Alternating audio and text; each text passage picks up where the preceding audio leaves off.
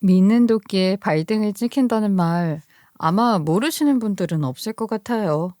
그만큼 누군가를 믿었지만 결국 돌아오는 건 배신뿐이라는 것을 정확하게 표현한 속담이죠. 옛날 사람들은 어쩜 그렇게 시대가 변하고 기술이 발전을 한다고 해도 변하지 않을 진리와 같은 말들을 이렇게 잘 만들었을까요? 아니면 시대가 변하고 또 변해도 결국 사람과 사람 사이에 지켜야 할 신의를 지키지 않고 또 배신을 하는 그런 일들이 계속해서 발생을 해왔기 때문일까요? 누구나 살면서 크고 작은 배신을 느끼면서 사는 건 맞지만 그 주인공이 제가 될 줄은 정말 꿈에도 몰랐는데요. 제가 저 속담을 뼈저리게 공감하면서 동의하게 된 사건 한번 들어보실래요?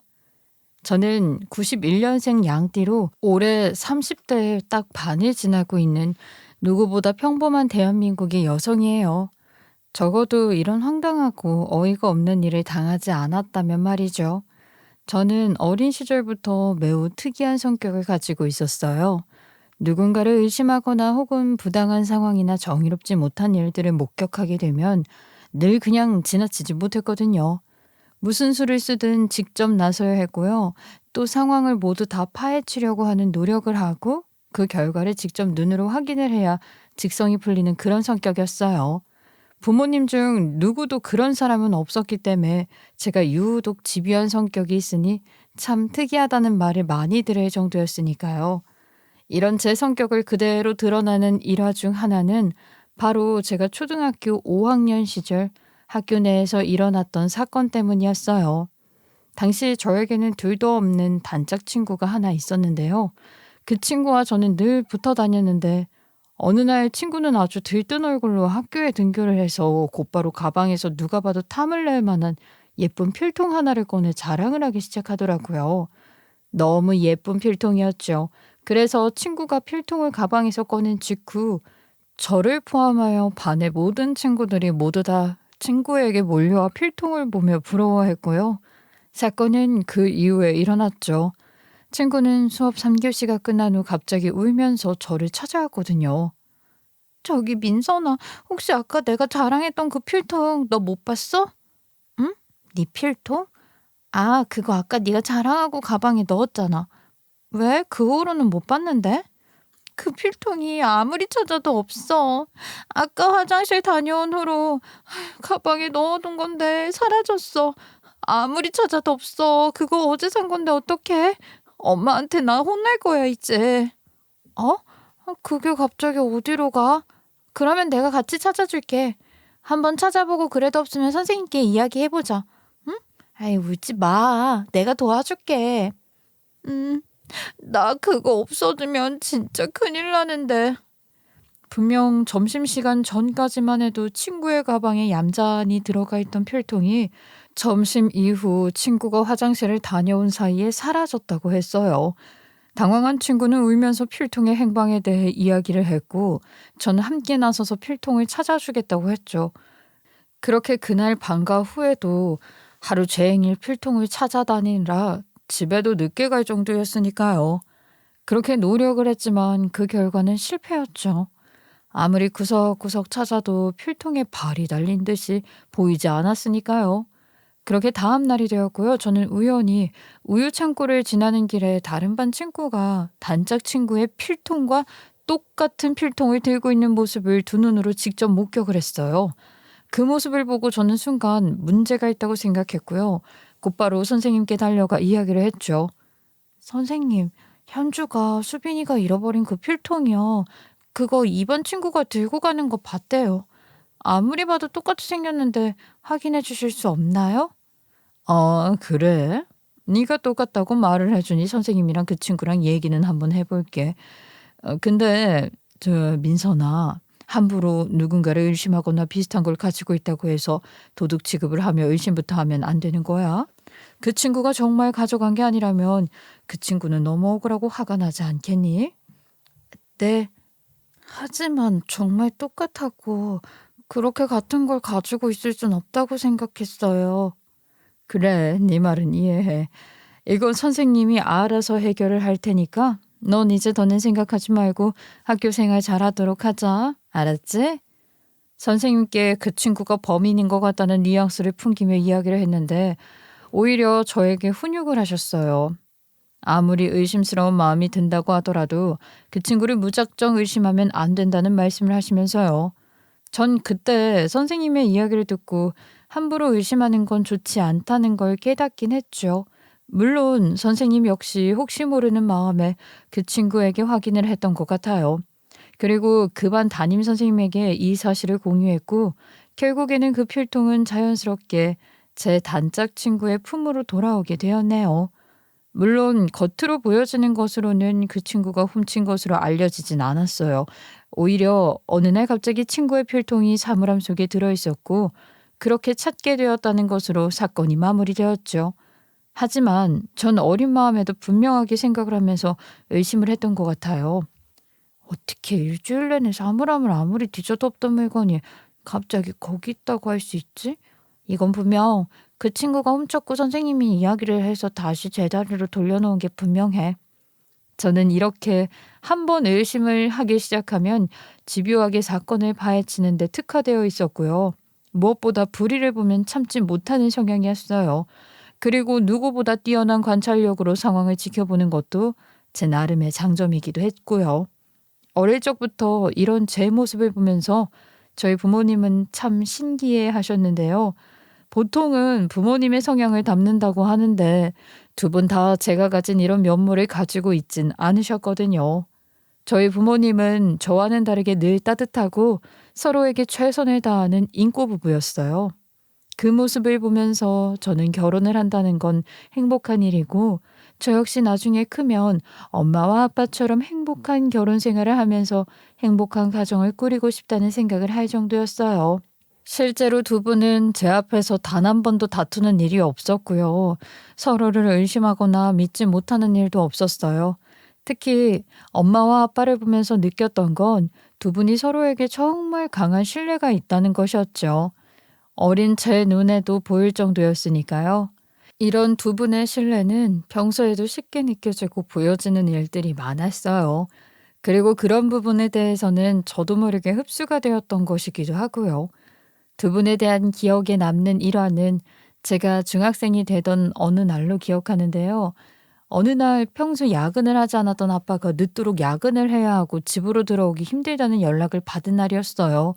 보통의 경우라면 집에 들어오지 못하는 아빠에 대한 의심을 품기도 하고 왜 못 오는 건지 찜찜한 마음을 가질 법하기도 한데 엄마는 아빠의 한마디에 그대로 의심을 하지 않은 채 알겠다고 하면서 태연하게 저와 단둘이 하루를 보내셨어요. 그런데 아빠의 말에 단 한 번의 질문도 하지 않은 채 받아들이는 엄마 모습이 좀 이상했죠. 엄마는 아빠가 평소에는 야근도 없고 집도 비우는 사람이 아닌데 아빠가 갑자기 외박을 한다는데 그 한마디 듣고 그냥 믿고 넘어갈 수가 있어? 그럼 아빠가 그렇다고 하잖니. 그럼 그게 맞는 거지. 어떻게 믿어? 누가 봐도 이상하잖아. 안 하던 일이고 아빠가 일을 하면서도 없었던 일이기도 하고. 근데 의문 한 번도 안 품는 거 너무 신기해. 민선아, 부부는 믿어야 해. 설사 그게 아빠가 엄마를 속인 것이라고 해도 엄마가 아빠를 믿어줘야지 누가 아빠를 믿어주겠니? 엄마랑 아빠는 그렇게 지내왔어. 그러니까 너도 나중에 너에게 소중한 사람이 생기면 무조건 믿어주렴. 알았지? 으이구, 누가 동네에 소문난 인꼬부부 아니라고 할까봐? 닭살도다. 그 당시에는 정말 두 분이 대단하다 싶은 생각을 하며 심각하게 생각하진 않았지만 비로소 제가 성인이 된 후에 느낀 점은 저희 부모님처럼 서로를 끝까지 믿어주고 함께 같은 길을 가는 것이 진정한 부부구나 싶었어요. 그 모습을 보고 자란 저에게 결혼은 행복한 것이었고요. 누구보다 행복한 결혼 생활을 할 자신이 있었기도 했어요. 당연히 부모님의 모습을 본 후 제 결혼에 대한 가치관도 자리를 잡았고요. 그렇게 저는 성장을 했고 제가 가진 장점을 보다 더 극대화할 수 있는 전공인 법학과를 졸업했어요. 곧바로 로스쿨 진학을 하고 변호사 또는 판사가 되고 싶었지만 현실적인 상황에서 진학 고집을 할 수는 없겠더라고요. 상당한 학비와 시간적 여유 그리고 취업을 해 돈을 벌어야 한다는 생각은 제가 공부에 온전히 집중하지 못하도록 만드는 원인이기도 했어요. 그래서 딱 2년 정도 열심히 해봤고 그 결과에 승복을 했죠. 그래도 배운 것을 활용해서 먹고 살고 싶다는 생각이 들었던 저는 고민 끝에 로펌으로 취업을 했어요. 로펌 내에서 무조건 변호사만 필요한 건 아니니 제가 할 일도 분명히 존재를 한다고 생각했고요. 제가 맡았던 부서는 공교롭게도 가사 분야였어요. 바람을 피우는 사람들끼리 생긴 분쟁, 그리고 서로 신뢰가 깨져 이혼을 하는 분쟁 등 정말 다양한 분쟁을 겪을 수 있었죠. 그렇게 하루가 멀다 하고 부정적이고 정상적이지 않은 사건들만 보면서 지내다 보니까 와, 그 영향도 무시를 못하겠더라고요. 부모님으로 인해 확실하게 굳어졌던 결혼에 대한 환상은요, 결국 부정적인 가치관으로 바뀌었고, 우리 부모님처럼 늘 화목하고 행복한 부부라는 건 존재하지 않는 경우도 많다는 걸 제대로 깨닫게 되었어요. 그래서인지 저는 결혼에 대해 그리 긍정적인 생각을 가지지 못하게 되었고, 연애 역시 쉽지 않았죠. 그러던 중 우연하게 소개를 통해 만나게 된 것이 바로 남편이었어요. 야, 너 언제까지 그렇게 혼자 살 준비만 할 거야? 그러지 말고 소개 한 번만 받아봐. 소개는 무슨 소개? 아유, 나 남자친구 생각 없다니까. 남자들 다 똑같아. 보면 결혼은 왜 하는지 모르겠어. 너 그거 직업병이다. 맨날 정상적이지 않은 사연만 들고 오는 사람들 속에 있으니까 네가 자꾸 이상해지는 거 아니야? 안 그런 사람 많다는 거 느껴봐 한번. 네 부모님처럼. 아, 그래. 알았어. 근데 이번 한 번 나가고 내가 별로라고 하면 더는 소개팅 권하지 않는 거다. 알았지? 아유, 알았다니까. 딱 만나보고 얘기해. 친구의 성화에 못 이겨 억지로 나갔던 소개팅에서 남편을 만났고 부정적이고 회의적인 저의 마음을 뚫고 연애까지 이어지더니 결혼까지 결정하게 만들어주더라고요. 사람 인연이 따로 있다고 하더니 그래서 그런 이야기가 있구나 싶은 생각이 들 정도였죠. 남편은 소개로 만나긴 했지만 꽤 컸던 로펌 내에서 다른 분야에서 일을 하는 변호사였어요. 사실 로펌에서 일을 하다 보면 변호사를 만날 일이 흔하지 않았는데 남편이 오히려 저에게 먼저 호감을 가졌고 친구를 졸라서 소개팅을 해달라고 했던 것 같더라고요. 남편은 해외 출장을 자주 다니면서 관련 업무를 맡았던 사람이었는데요. 덕분에 해외로 출장을 하는 일은 매우 흔했죠. 그리고 덕분에 자리를 오래 비우거나 출장으로 집을 자주 비우는 일들도 많았고요. 남편과 연애를 할 당시에도 해외 출장이 상당히 많은 사람이라는 걸 이미 잘 알고 있었고 워낙 바쁜 일을 하는 사람이니까 주말에도 데이트를 하지 못하는 경우가 많았죠. 하지만 그래도 저는 괜찮았어요. 여보세요? 지금 어디야? 한국 도착했어? 나 지금 회사지. 이제 막 퇴근하려고 나서는 길이야. 공항이야? 아니, 지금 니네 집 앞이야. 회사 앞으로 갈까 했는데 사람들 눈도 있고 해서 이리로 와서 너 기다리고 있어. 보고 싶어서. 어? 지금? 아니, 왜 가서 쉬지? 집으로 왔어. 오랫동안 못 봤잖아. 선물도 사왔고 얼굴 보고 가서 쉬어야 마음이 편해. 얼른 와. 기다리고 있을게. 힘들게 밖에 서 있지 말고 집으로 들어가 있어. 금방 갈게. 남편은 연애를 할 당시 늘 제가 우선이었거든요. 출장을 다녀와 입국을 하면 가장 먼저 보러 오는 사람이 저였고 해외 출장 중에서도 꼬박꼬박 연락을 하면서 저를 불안하게 하지 않았던 사람이기도 하고요. 그래서 바쁘고 자주 함께하는 시간이 없다고 하더라도 불안한 마음이 없이 지낼 수 있었던 건 사실이에요. 그래서 남편과 결혼 결심을 했고 그렇게 부부가 되어서 하루하루 행복한 생활을 시작할 것이라고 생각했어요. 하지만 신혼 1년 차부터 제 행복 회로는 그저 기대였을 뿐이라는 걸 느꼈죠. 한 달에 절반 이상은 떨어져 지내야 하는 상황들이 계속되더라고요. 그래도 결혼 후 1년 정도는 남편의 노력 덕분에 잘 견디면서 지내고 있었는데 이런 생활이 반복되다 보니 익숙해지면서 남편도 좀 시들해지더라고요. 그러니 자연스럽게 마음이 불안해지기 시작했고 저도 모르게 좀 예민해진 것 같았어요. 이렇게 맨날 떨어져 지내는 거 언제까지 해야 해? 나 좀 별로인 것 같아. 자기도 나도 관계는 소원해질 것 같고 또 문제될 일이 생기면 어떻게 해? 회사 일이니까 내가 어쩔 수 있는 부분은 아니니까 그리고 문제될 일? 그게 무슨 일인데? 혹시 알아? 해외에서 또 나 모르게 행동하거나 그러고 있을지? 우리 의뢰인들 보면 그런 사건들 한두 개가 아니야. 남의 일이 아니야. 당신 연애 때부터 느낀 건데 그럴 거면 회사 그만둬. 맨날 회사에서 보고 듣고 하는 일들 나도 이해는 하는데 나한테 투영하지는 말어. 나는 일하러 다니는 거지 핑계대고 바람이나 피고 다니고 그러는 거 아니잖아. 너무 사람 몰아세우면 그것도 그것대로 기분 나빠. 주의해줘. 물론 내가 과몰입하는 건 맞겠지만 알았어. 미안. 내가 좀 예민했나 보다. 물론 남편의 말을 듣고 이성적으로 일리가 있는 말이라는 걸 이해했어요. 하지만 저도 모르게 이상하리만큼 해외 출장이 잦은 남편을 보면서 어느 순간부터 불안함이 몰려오더라고요.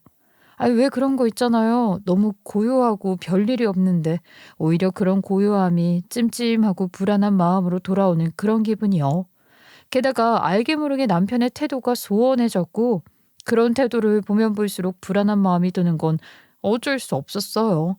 하지만 그렇다고 해서 아무 일도 없는데 남편을 잡돌이할 순 없는 노릇이었기에 제가 제 마음을 추스르면서 아닐 거야 라고 생각하며 마음의 안정을 취하곤 했죠.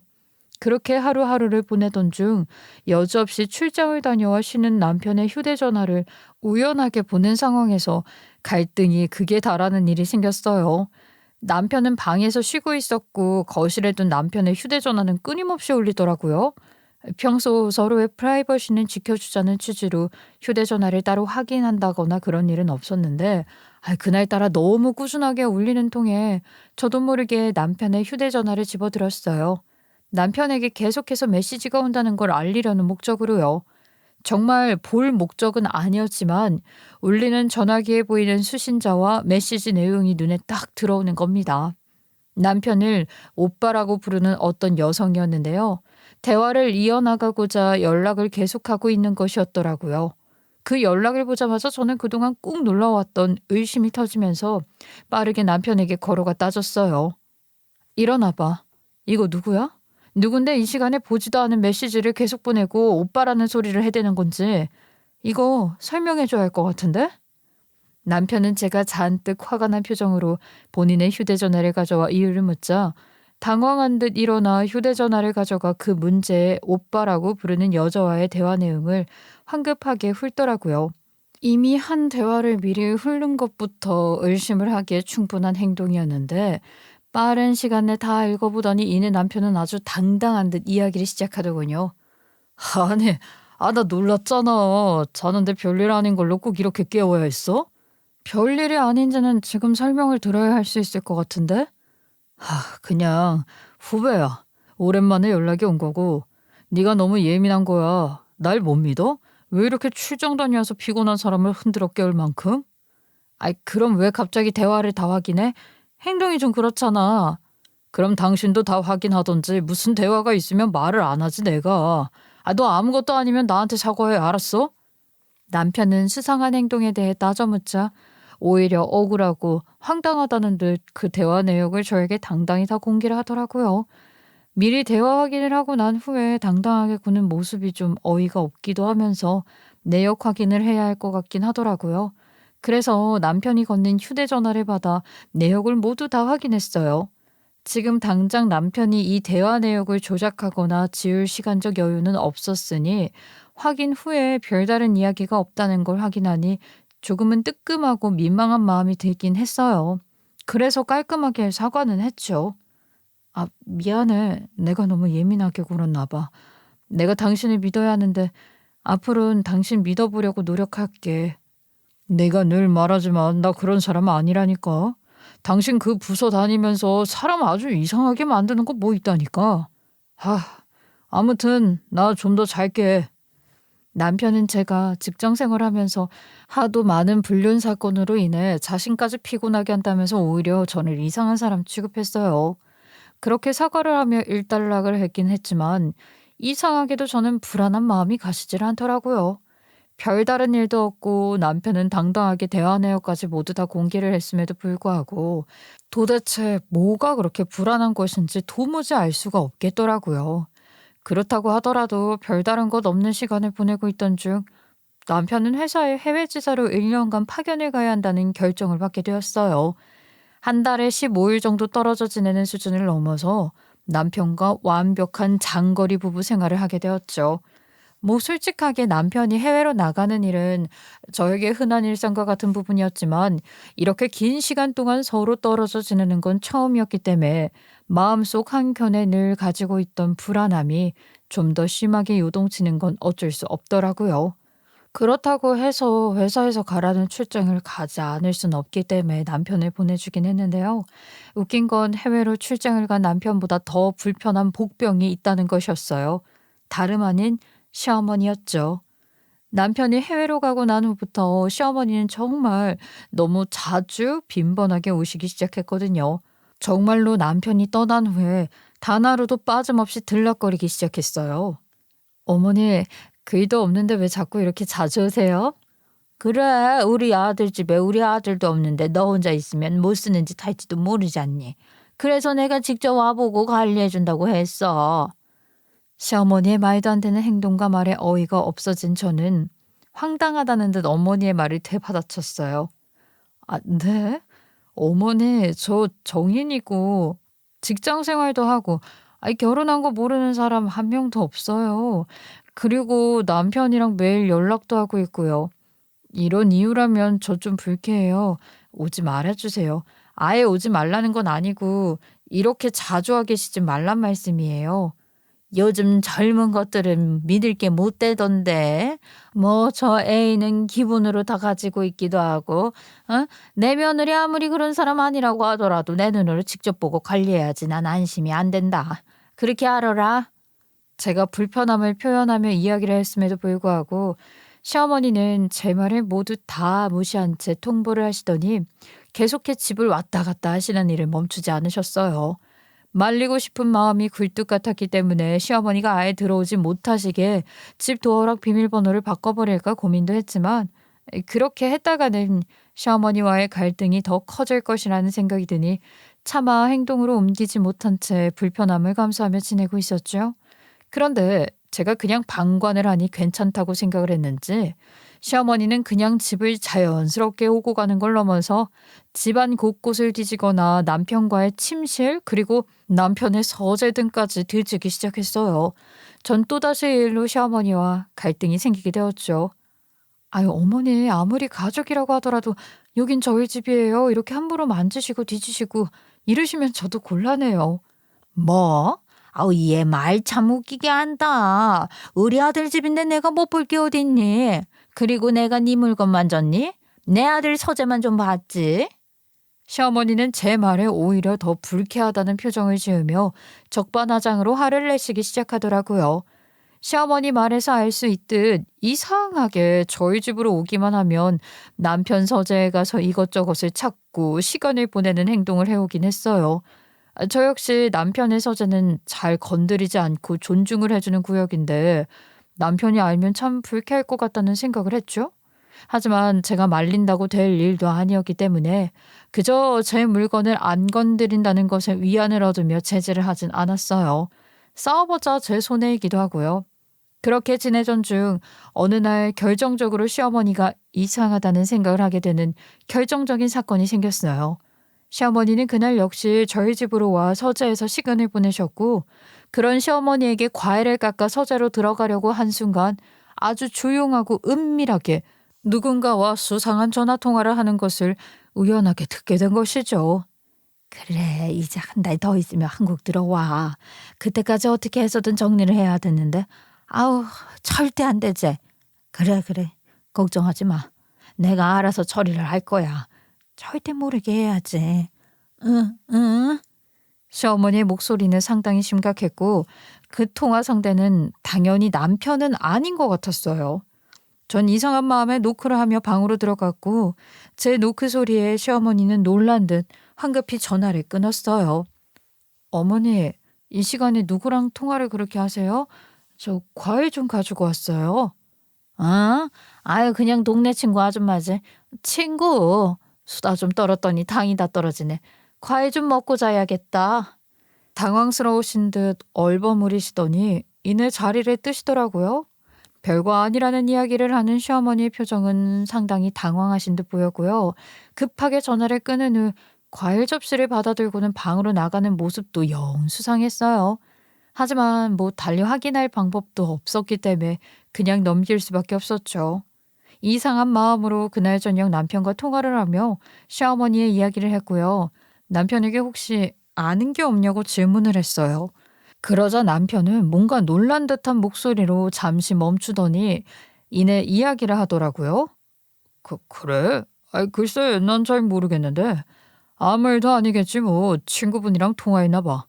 너무 늦었다. 이제 정리하고 내일 연락하자. 남편은 별다른 이야기가 아니라는 듯이 마무리를 하고 급하게 전화를 끊었는데요. 사람은 억양과 말투 그리고 숨소리만 해도 뭔가 좀 이상하다는 느낌을 받기도 하잖아요. 직접 얼굴을 보면서 나눈 대화가 아닌데도 무언가 알고 있으면서 저에게는 말을 해주지 않는 것 같은 반응을 느낄 수 있었어요. 눈치가 상당히 빠른 저는 이런 두 사람의 행동, 말투가 단번에 이상하다는 걸 느꼈고요. 모르긴 몰라도 저에게 뭔가 숨기고 있다는 걸 확신했어요. 이 일을 계기로 두 사람을 본격적으로 관찰하며 무슨 일을 꾸미는지 알아보기로 했죠. 다만 눈치는 채지 못하게 움직였어요. 또 과도한 의심을 하고 성과가 없으면 영생 사람을 잡는다는 이야기를 할지 모르니까요. 그렇게 시어머니와 저는 불편한 긴장감을 유지한 채 서로에게 뭔가를 숨기며 지내는 동거 아닌 동거를 하며 지냈어요. 그 과정에서 시어머니는 꼭 저와 함께 집 안에서 시간을 보내는 것이 아니라고 하더라도 무언가를 해결하고 싶은 건지 매일 밤 누군가와 열심히 통화를 하고요. 또 이곳저곳으로 움직이면서 정말 분주하게 하루하루를 보내시더라고요. 그 모습이 이상하긴 했지만 딱히 또 알아낼 수 있는 건 없었고요. 그렇게 시간은 흘렀어요. 그리고 드디어 남편이 해외 파견을 끝내고 귀국을 하는 날이 다가오더라고요. 시간이 참 빠르단 생각을 했어요.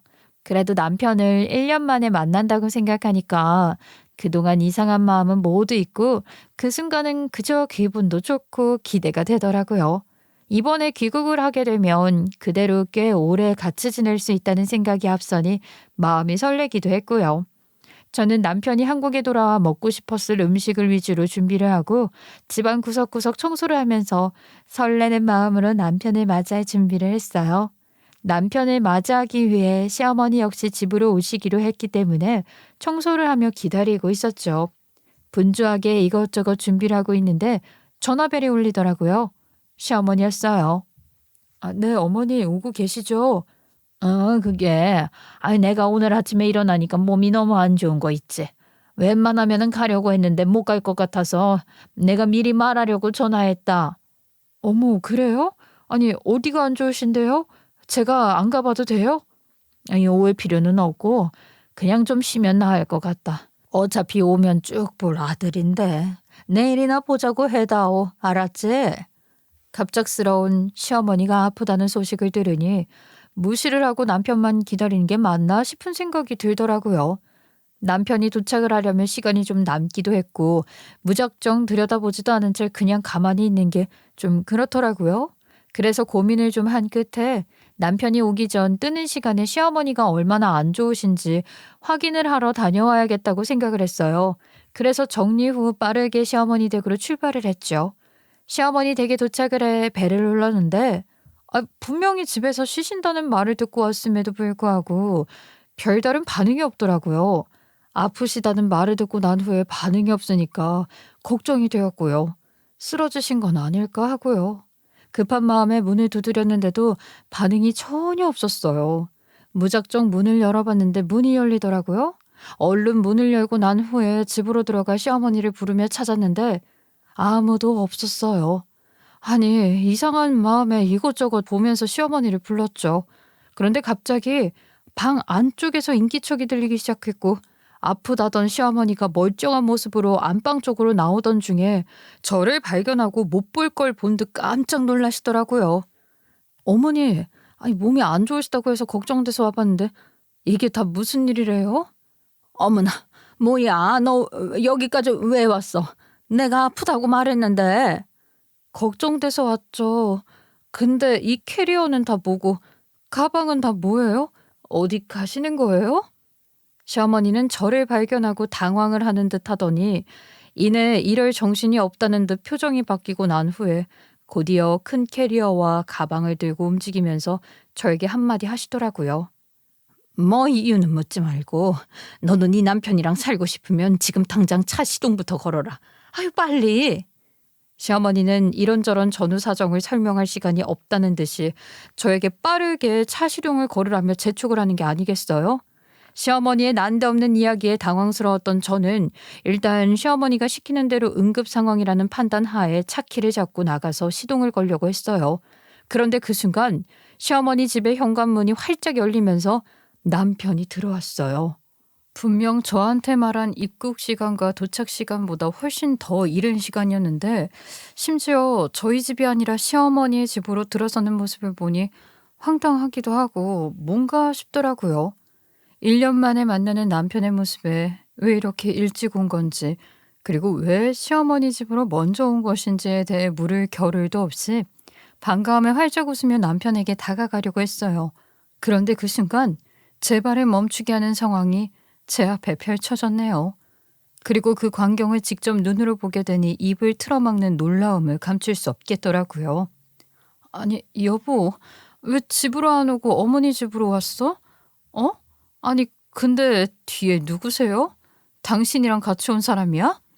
남편의 뒤에 꼭 붙어서 주눅이 들어 낯설다는 표정을 한 여성 한 명이 함께 나타났거든요.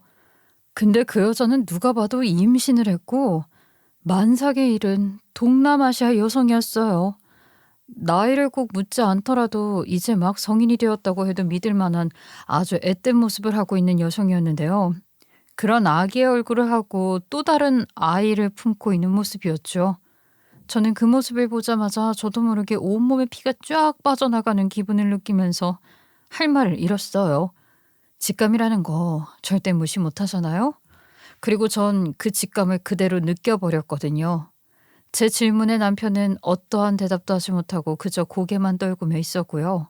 그 모습을 보더니 시어머니는 상황 파악을 하려 앞으로 나오더니 남편과 그 동남아 여성을 발견하고는 그대로 자리에 주저앉으셨어요. 어머, 어머 세상에, 아이고 망했다. 절대 우리 며느리가 모르게 하려고 한 건데 결국 이 자식이 정말 사고를 치네. 내가 정말 못 살아. 시어머니가 주저앉아서 이야기를 하는 모습을 보자 전 판단이 전혀 서지 않고요.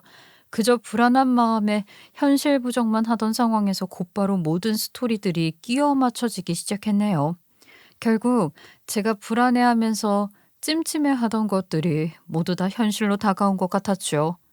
아니 잠깐, 그러니까 어머니는 다 아시고 지금 가방 싸서 저 동남아 여자 숨겨주려고 나가시는 중이었던 거예요? 예? 아니 얘는 나를 뭘로 보고. 얘 너 절대 오해하면 안 된다. 내가 저것들 정리시키려고 얼마나 노력을 했는데 저 새끼는 끝내 데리고 오지 말라는데 데리고 와버렸다. 얘 너 일단은 진정하고 내 말부터 들어봐라. 어? 시어머니는 어떻게든 저를 진정시키려는 노력으로 자신의 노력과 상황에 대해 변명을 하기 시작했고 그 틈에 정신이 돌아왔는지 남편은 당황스러운 표정을 하며 그제서야 저에게 말을 건네더라고요. 당신 왜 여기 있어? 아이 엄마, 분명 민선이는 집에서 기다리고 있기로 했잖아. 민선아, 너 무슨 생각하는지 아는데 그거 아니다. 내 얘기 먼저 들어봐. 그래, 오해할 상황 맞는데 내 얘기부터 듣고 생각해. 응? 무슨 이야기를 들을까? 지금 이 상황보다 더 정확하고 확실한 게 어디 있는지 궁금하네. 그래, 한번 얘기해봐. 어떤 얘기를 씨부리는지 한번 드러나 볼게. 황당한 상황 속에 두 사람은 저를 설득하기 바빴고요. 전 이미 모든 상황에 대해 어느 정도는 눈치로 이해가 될 것 같더라고요. 그러니까 오히려 처음에는 당황스럽고 황당한 마음이 점점 분노로 변하게 되면서 이제는 표정 밖으로 나와 숨기기가 어려운 수준까지 이르게 되더라고요. 정말 아무리 그렇다고 하더라도 제가 생각한 눈치로는 상황을 모두 다 이해할 순 없다고 생각했기 때문에 제대로 된 자초지종에 대해서는 들어야 한다고 생각했어요. 그래서 올라오는 배신감과 분노를 꾹꾹 누르면서 두 사람이 어떤 이야기를 할지, 그리고 저 앳된 동남아시아 여성은 도대체 무슨 생각을 가지고 여기까지 오게 된 것인지 들어봐야 한다고 생각했죠. 다들 엄청난 충격을 받으면 뭔가 화를 내거나 분출을 할 것이라고 생각하는 경우가 많지만요. 오히려 말도 안 되는 상황들을 직접 경험을 하게 되니까요. 저는 좀 사람이 좀 초연해지는 것 같더라고요. 상당히 차분해진 마음으로 저도 몰랐던 제 모습이 보였거든요. 저는 숨을 한번 몰아쉰 후에 아주 차분하게 이야기를 했어요. 일단 여기서 이럴 일은 아닌 것 같으니까 모두 다 거실로 와 앉으세요. 저도 알아야 할 상황들이 많은 것 같은데 어디 이야기해 보자고요. 사실 굉장히 침착하게 이야기는 던졌지만 속으로는 제발 제가 생각한 것들과 완벽하게 다른 상황이기를 간절하게 바라면서 이야기를 듣고자 자리를 마련했어요. 그리고 난 후 듣게 된 이야기는 황당함과 배신감 그 자체였네요. 제가 근무를 하고 있는 현재 로펌에서 보는 상간녀, 상간남 이야기를 포함해서 배우자가 해외로 출장을 가거나 여행을 가서 나쁜 행동을 하는 사건을 정말 수도 없이 봐왔지만요. 그런 더럽고 치졸한 이야기 주인공이 제 남편이 될 것이라고는 상상도 하지 못했는데 그 일이 현실이 되었어요. 저는 차분하게 모든 상황에 대해 이해를 해보려 질문을 했어요. 그래, 말해봐. 싱가포르 가서 심심해서 주말에 할 일 없어서 해선 안 될 행동을 한 거니? 그냥 불장난 좀 친 건데 이렇게 된 거냐고. 아니, 나 그런 사람 아니야. 그건 절대 아니야. 아니야? 그럼 도대체 뭐야? 나 몰래 오래전부터 뭐 알고 지냈던 사이였다 이거야? 생각보다 깊은 사이다 뭐 이런 이야기가 하고 싶은 거냐고? 잔뜩 화가 난 마음에 던진 제 질문에 모든 진실이 모두 드러났어요. 남편은 해외 출장을 자주 갔었고 특히 해외 지사가 있던 싱가포르에 출장을 가는 일이 잦았는데요. 그 과정에서 이 앳된 여자와는 이미 출장을 가볍게 며칠 정도 다니던 그 시기부터 연인으로 만남을 이어온 상황이었던 것이죠. 결국 그 나라에서는 이 앳된 동남아 여자가 와이프였고요. 연인이었던 것 같더라고요. 그동안 뭔가 찜찜하면서 불안한 마음이 자꾸 든다고 했더니 이런 이유였구나 싶은 생각이 들면서 새삼 제 촉에 놀랐어요. 그렇게 싱가포르를 오고 가면서 저에게 이 여자의 존재를 철저히 숨기면서 계속 만남을 이어왔고요. 이런 사실을 나보다 오히려 시어머니가 먼저 알게 되셨다고 하더라고요. 아니, 그럼 어머니는 이미 다 알고 계셨으면서도 싱가포르에 둔 첩을 몰래 만나는 것까진 별로 신경을 쓸 필요가 없다고 생각하셨어요? 어차피 한국에 올 일 없으니까. 그래, 솔직히 말하면 그랬어. 어차피 해외에 있고 지가 아무리 본처하고 싶다고 해도 한국에 와도 내가 뭐 받아줄 마음도 없었고 남자들 다 한 번씩 그럴 수 있잖아. 어머니, 같은 여자이면서 어떻게 그렇게 말씀을 하세요? 그럼 뭐해요? 지금 이 여자 한국 따라와 있잖아요. 안 그래요? 시어머니는 대수롭지 않게 생각을 하며 넘겼지만 어느 날부터 남편은 매달 생활비 명목으로 싱가포르의 동남아 여자에게 월 200만 원씩 송금을 하기 시작했고 그 사실을 알게 된 건 시어머니가 먼저였다고 하더라고요. 그래서 놀란 나머지 상황을 확인하니 그 여자에게 아이가 생겼다고 했고요. 남편과 저는 아이를 갖고 싶었지만 난임으로 인해서 소중한 아이를 얻지 못했거든요. 이로 인해서 한동안 힘들어하며 고통을 겪고 있다는 걸 두 사람 모두 다 모르지 않았고요. 그 고통까지 모두 다 알면서 뒤에서는 해외에서 다른 여자를 둔 채 그 여자에게서 자식까지 얻어 지내고 있었던 사실을 알게 되니까 온몸이 정말 벌벌 떨리더군요. 어쩐지 그동안 그렇게 애를 원하더니 어느 순간부터 애 얘기를 하지 않았지? 애가 없어도 잘 살 수 있지 않냐면서 노력도 안 하고 그게 다 전연 때문이었네. 이렇게 날 치욕스럽게 해? 내연녀가 있다는 사실도 놀라운데 심지어 한국 여자도 아니고 뱃속에 아이까지 있다는 사실을 알게 되면 아마 이성적으로 판단을 할 수 있는 사람은 드물 거예요. 지금 당장이라도 저 두 사람을 부셔버리고 싶은 마음이 굴뚝 같았죠. 하지만 제 기분이 풀리도록 흠씬 두들겨 팬다고 한들 모든 것들이 다 해결될 일은 아니라는 걸 저는 너무 잘 알고 있었어요. 게다가 시어머니는 한국 사람도 아닌 여자 사이에서 태어난 아이를 손자로 인정하지 않고 반대를 했던 것 같더라고요. 어떻게 해서든 한국에는 오지 못하게 하고 싶은 마음이었던 것 같고요. 하지만 뭐 막고 싶다고 해서 막아지는 일이 아니었기 때문에 결국 이렇게 한국까지 오게 되면서 모든 사실이 드러나게 된 것이지요. 그동안 제가 모르면 몰랐지 이 모든 사실을 다 알게 된 이상 이제부터는 제가 남편과 시어머니에게 제대로 된 복수를 날려줄 차례였어요. 그래서 부들부들 떨며 분노를 하며 어떻게 복수를 할까 고민을 했던 제 생각을 한 방에 날려줄 결정타를 남편이 날리더라고요. 어차피 당신하고 나 사이에서는 애는 못 낳는다는 거 알잖아. 그러면 내가 차라리 내 씨 아이를 다른 데서 데리고 오는 것도 방법이지 않아? 내 아이만 잘 태어나면 당신한테 빌려고 했어. 정말이야. 이 여자랑 평생 살맘? 나도 없어. 뭐라고? 어머, 너 진짜 미쳤구나. 너는 지금 아무것도 모르고 너 하나 믿고 언어도 안 통하는 한국에 쫓아와서 무서운 표정으로 너만 보는 저 여자한테 미안하지도 않니? 아, 진짜 한심하다. 내가 이렇게 한심한 남자랑 살았단 말이야? 진짜 후회가 된다. 남편의 파렴치하고 치졸한 이야기를 들으니 제 귀를 의심할 정도였네요. 이건 제 문제이기도 하지만 이제 막 성인이 된 듯한 저 앳된 여자에 대한 예의도 아니라는 건 확실했으니까요.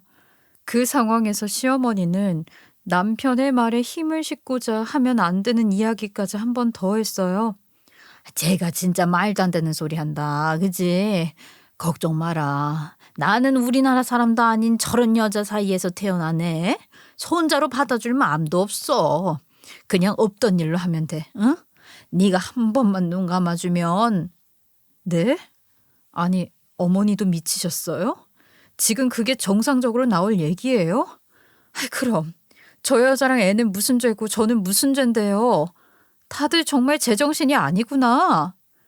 그동안 절 속이면서 혼자서 이 사실을 감춘 시어머니에 대한 분노 역시 상당한 수준이었는데 이렇게 말도 안 되는 이야기까지 보태는 모습을 보니까 더는 대화를 할 가치가 없다는 생각을 했어요. 들어줄 자비도 남아있지 않았기도 하고요. 시어머니는 화가 나다 못해 황당함에 어떤 말도 하지 않고 앉아있는 저를 잡고 계속해서 이야기를 했어요. 예, 좀 가라앉히고 이게 잘 생각하면 별일이 아니기도 해. 내가 차근차근 다 솔직히 이야기를 해줄 테니까 그 마음 좀 가라앉히고 대화를 좀 해보자. 응? 어머니, 상식적으로 제가 아닌 누구라도 이런 상황에서 차분하게 대화하고 이해를 하긴 어렵지 않나요? 저는 더 할 얘기가 없네요. 어이가 없는 마음에 어떤 말도 하지 않으니 이 미친 인간들이 저를 자꾸 대화를 섞고자 하는데요. 그거조차도 소름이 돋더라고요. 그래서 더는 상대하고 싶지 않다는 마음으로 시어머니의 말에 대꾸도 하지 않은 채 그대로 집으로 갔어요. 막상 집 밖으로 나와 차에 앉으니 이 모든 상황들이 현실인가 싶은 생각이 들더라고요. 그렇다고 하더라도 이미 모든 사실들을 제가 알게 된 순간 지금부터 제가 할 것은 복수밖에 없었고요. 그들의 사정을 봐줄 이유도 없었어요. 어쩌면 오히려 그 어떤 마음의 죄책감도 느끼지 않도록 정이 떨어지게 해주니 고맙다고 해야 할 수준이었죠. 전 그대로 변호사 상담을 예약해 상담 진행을 했어요.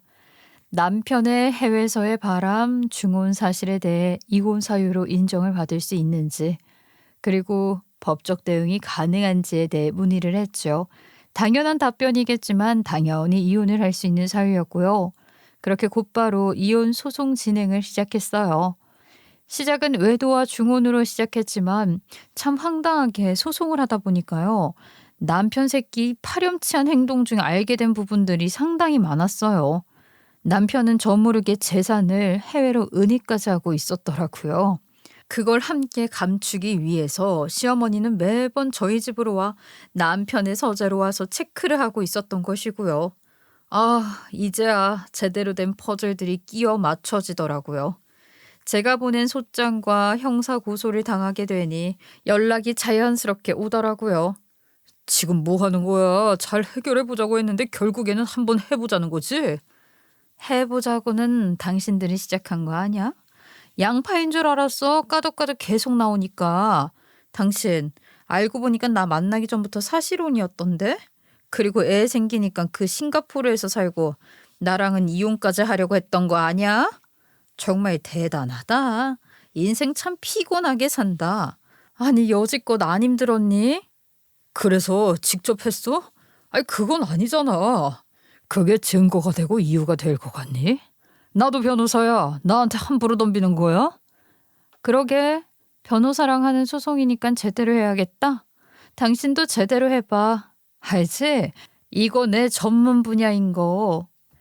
남편의 민낯을 모두 다 보게 되니까 이제부터는 제대로 실력 발휘를 해서 확실하게 밟아줘야겠다는 생각이 들었어요. 제가 평소에 직장 생활을 하며 보던 것들에 착안을 하고 또 증거를 어떻게 모으는지도 누구보다 잘 알고 있으니 이 분야만큼은 제 전문 분야라고 해도 과언이 아니기도 했거든요. 그 실력을 뽐내면서 모든 증거를 꼼꼼하게 준비하고 완벽하게 대비를 하면서 보다 더 확실하게 응징을 할 준비를 했고요. 실제로 응징을 시작하기도 했어요. 그렇게 젊고 예쁜데 어리기까지 하고 심지어 아이까지 낳아줄 여자가 좋다고 한다면 당연히 그 여자와 행복한 생활을 하라고 제가 보내줘야 하는 게 맞다고 생각했으니까요. 그 여자에게 얼른 갈 수 있도록 저와 정리할 건 정리를 할 수 있게 모든 노력을 기울여 줘야죠. 전 남편에게 이혼 소장과 형사고소 그리고 해외에서 친히 관광차 한국으로 오신 외국인 상간녀에게도 친절하게 상간소장을 보냈어요. 모두 다 책임을 져야 하는 부분들이 있으니 제대로 된 책임을 지도록 하기 위함이었죠. 제가 동원할 수 있는 모든 법적 대응을 동원해서 제대로 된 책임을 지도록 할 생각이었으니까요. 처음에는 오히려 변호사를 상대로 이거 제대로 할 수 있겠냐며 저를 무시하며 협박하듯 비웃는 연락이 왔었고요. 그 이후에는 연락도 하지 않은 채 지냈는데 이런저런 문제로 인해서 법적인 문제에 얽히게 되니까 안 되겠는지 연락을 해오면서 합의로 해결할 수 있는 건 해결을 하자는 듯이 회유를 시작하더라고요. 이렇게 해서 당신이 얻는 게 뭔데? 그러지 말고 적당히 합의할 수 있는 건 하고 해결을 보는 게 네 신상에 좋지 않겠어? 빨리 정리도 하고. 그렇게 하고 싶었다고 하더라도 당신이 그렇게 하자고 제안을 한 거잖아? 그럼 하기 싫어. 지금부터 무조건 다 판결 받을 거고 법적 판단도 받을 거야. 그러니까 그렇게 알아. 그리고 연락하지 마. 또 고소당하기 싫으면. 자신이 한 일도 생각하지 못한 채 짐승처럼 아무렇지도 않은 표정과 말투로 연락을 취해오는 모습을 보니까요. 와, 소름이 돋다 못해서 싫더라고요. 인간이 아닌 사람들과 얼굴을 마주하면서 볼 이유가 없다고 생각했고 저는 모든 연락을 다 끊어냈어요. 오직 법 절차에 따라서 처벌을 받을 수 있는 사안이라면 처벌을 받도록 대응을 하며 응징을 했고요. 그렇게 함께 결혼 생활을 하긴 했지만 함께한 시간은 그리 길지 않은 전 남편과의 결혼 생활은 모두가 다 정리가 되었어요. 이제는 전 남편이라고도 부르기 싫은 그놈은 일로 인해서 다니고 있던 직장에서도 해고가 되었다고 하더라고요. 적어도 로펌에서 이런 불미스러운 일을 당한 직원을 아무리 역량이 좋다고 한들 그대로 두진 않을 것이라는 건 어느 정도 예상하긴 했었거든요. 무엇보다 업계에서 블랙리스트로 올라가면서 개업이 아니면 어딘가에 입사를 해 근무를 하기에는 불가능할 것 같더라고요. 말 그대로 낙동강 오리알 신세가 된 것 같더라고요. 업계 이야기이다 보니까 흐르듯 들었는데요. 이젠 남의 일이기도 하고 쌤통이라는 생각이 들었어요. 상황이 이렇게 되자 해외로 가 그 상간녀와 함께 잘 살려고 시도를 한 것 같았어요. 그런데 꿈도 야무지지 제가 그렇게 두진 않았거든요. 저는 이혼 소송 후에 상간소장을 보낸 후 그 여자를 만나 모든 사실을 솔직하게 다 밝혔어요. 그리고 그 여자는 한국에 저라는 존재, 즉 아내가 있다는 사실도 모른 채 함께 살 생각으로 온 것이었고요. 행복할 줄만 알았는데 갑자기 상간녀가 되어 타지에서 법적 문제에 휘말리게 된 것이었다고 하더라고요. 앞으로 미래가 전혀 없는 그놈을 위해 희생하지 말라는 조언을 해줬고요. 그 말을 듣고 그 여자는 제가 소송 취하를 하는 대신 다시 본인의 나라로 떠난 후 연락도 끊어졌다고 했어요. 물론 위자료는 일정 부분 받아냈고요. 그렇게 전 남편 놈은 그 모두에게 버림을 받았죠. 그리고 전 시어머니 어떻게 되었냐고요? 며느리 앞에서 아들의 불륜을 숨기려다 공범 역할을 한 것이 밝혀져 온 동네방네에서 완전히 매장이 되었죠. 평소에 그렇게 아들 자랑을 하던 사람이 결국 불륜남이었고 그걸 숨긴 것까지 알려지게 되면서 고개도 들지 못하게 되었고 그대로 이사를 갔다고 하더라고요. 저야 이제 남이니까 어디서 뭐라고 지내는지는 알 길이 없죠. 관심도 없고요. 저는 전 남편과의 정리 후에 원래대로 일상을 보내고 있어요. 다니던 직장을 다니고 원하는 일을 하면서 그렇게요. 제가 잘못을 한 게 아니니 도망을 갈 이유도 이사를 갈 이유도 없다고 생각을 했고요. 그렇게 저는 평범하게 그 자리를 지키면서 행복하게 잘 지내고 있어요.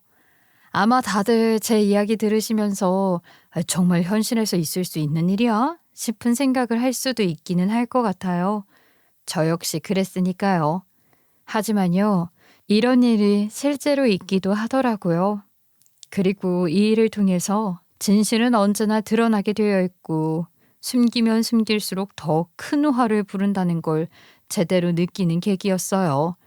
그동안 의심을 하고 늘 한 번 더 체크를 하는 습관이 문제가 될 수 있다고 생각했고 고치려고 했는데 이제는 오히려 좋은 습관이라는 걸 제대로 인정하고 알게 되면서 자랑스럽게 생각하며 고치지 않고 지내려고 해요. 다들 제 놀랍고 황당한 이야기 끝까지 들어주셔서 너무 감사합니다.